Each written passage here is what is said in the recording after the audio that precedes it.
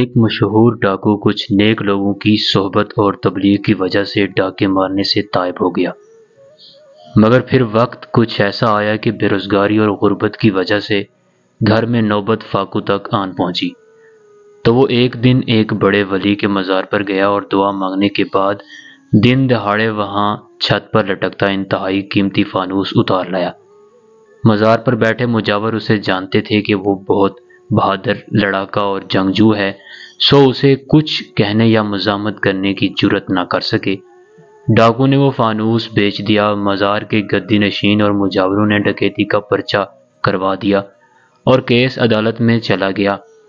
جج صاحب نے ڈاکو کو عدالت میں طلب کیا۔ جج صاحب نے ڈاکو سے پوچھا، تم نے مزار سے فانوس اتارا ہے؟ ڈاکو نے کہا، جی اتارا ہے۔ پوچھا، کیوں اتارا ہے؟ جواب دیا کہ گھر میں نوبت فاقوں تک آ گئی تھی، میں صاحب مزار کے پاس حاضر ہوا کہ میری حاجت روائی فرمائیں۔ صاحب مزار نے قبر کے اندر سے فرمایا، یہ فانوس تیرا ہوا، بیچ کر ضرورت پوری کر لے۔ سو میں نے فانوس اتار کر بیچ دیا اور اپنی ضرورت پوری کر لی۔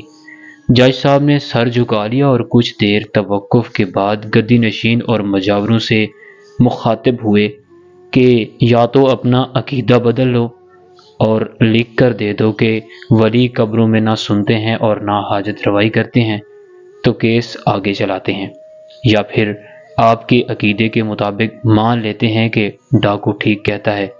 مجاوروں نے کچھ دیر صلاح مشورے کے بعد اپنا کیس واپس لے لیا۔